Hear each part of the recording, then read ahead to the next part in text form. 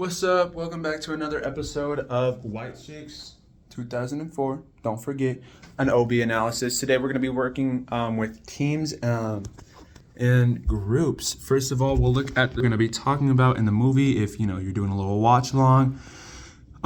With this, we're kind of approaching the entire movie. Everything including the social circle drama, the date nights, arrival at the Hamptons, and the fashion show, the reveal and resolution. Those areas we'll look at specifically, but we're kind of mentioning the entire movie in this episode. So let's get started. First, let's look at groups versus teams. A group, it's 2+ people, and then they interact independently with a common goal. We'll get to this in a second. Teams, they are 2+ people. They rely on team synergy and a shared objective. These are a little bit different because with a common goal in like a group, you all have something big that you're going towards, but you might not necessarily all be doing it in the same manner or all desiring the same outcome from it, but it all kind of relates to the same one thing. With a shared objective, this is relatively like a very firm task that needs to be undertaken and completed in a specific way, and or everybody inside the group is motioning towards the same thing. We'll also talk about that in a second. This can be found in the OB book by Griffin and Phillips.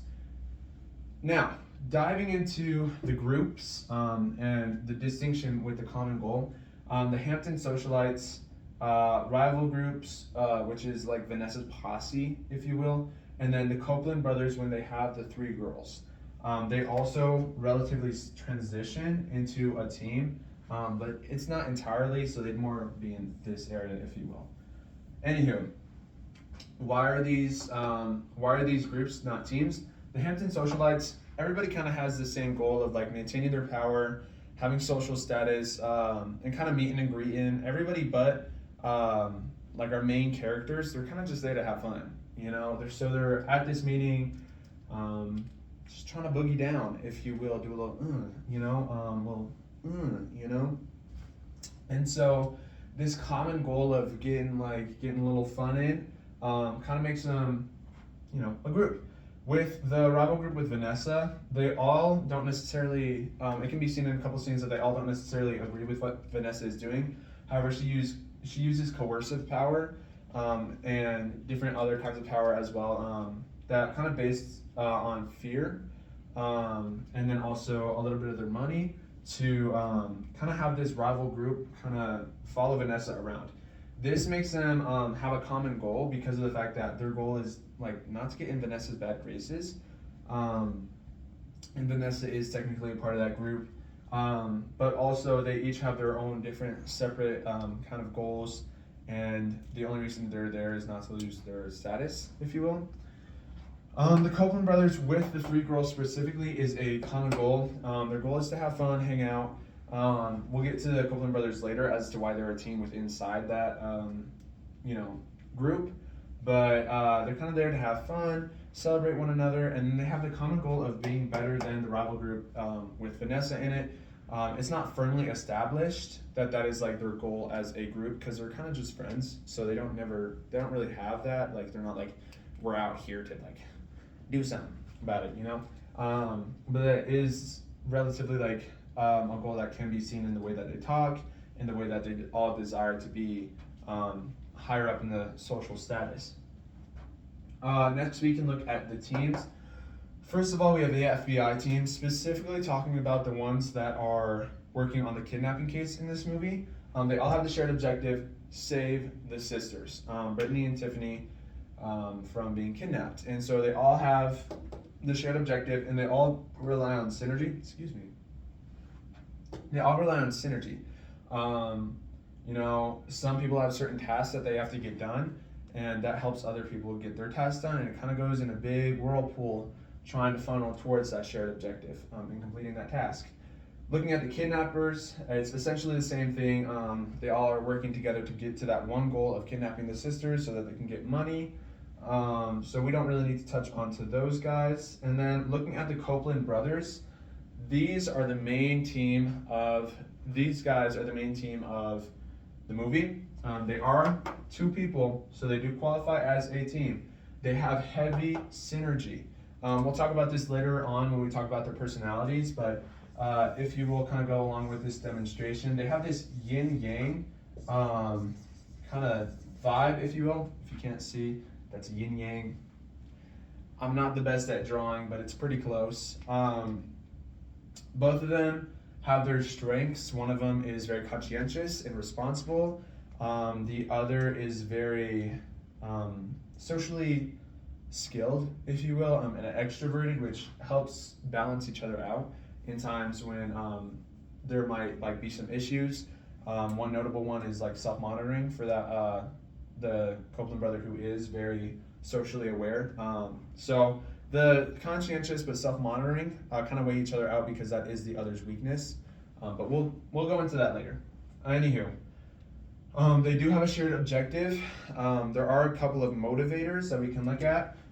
First of all, with the FBI, they are attempting to keep their jobs. So job loss is a motivator.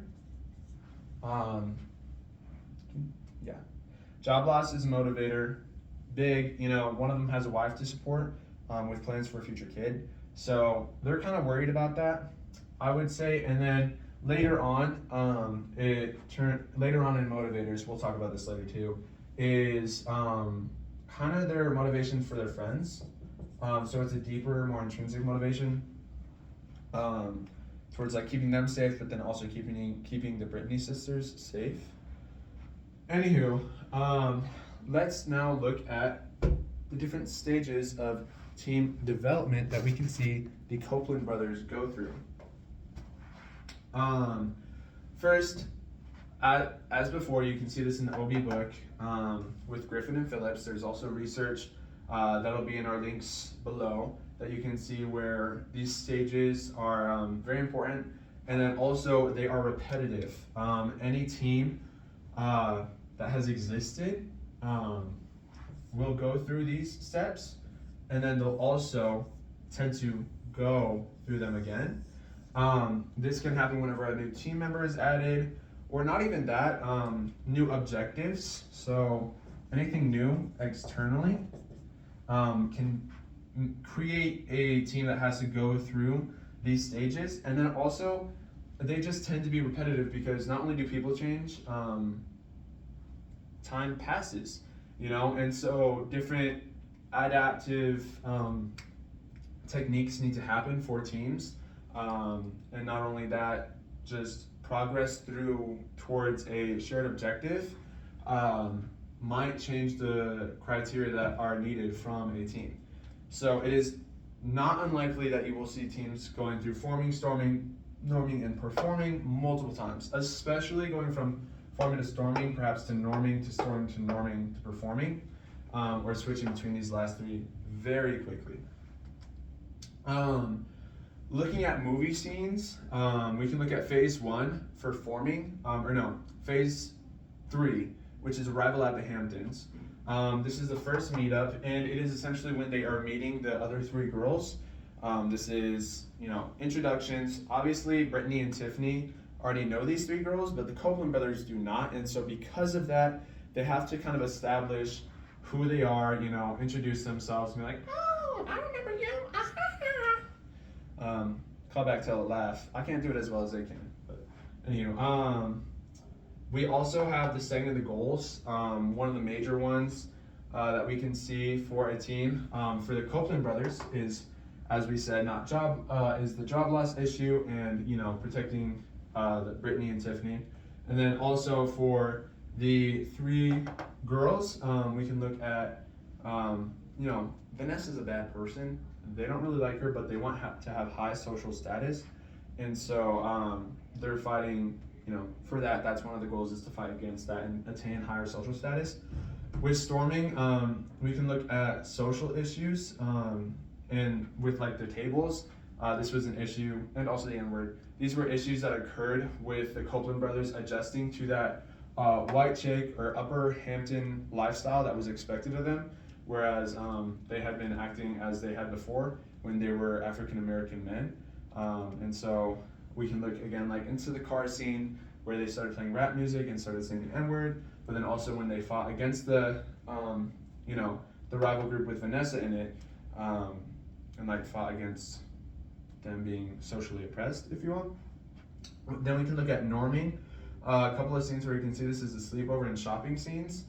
This is kind of where the group has gone through storming, has established norms, and starts making them repetitive, if you will. So for the sleepover, they kind of bond, and take what they learned in that storming phase and make it relatively official, obviously unsaid because they are norms, and so they are base level or unsaid.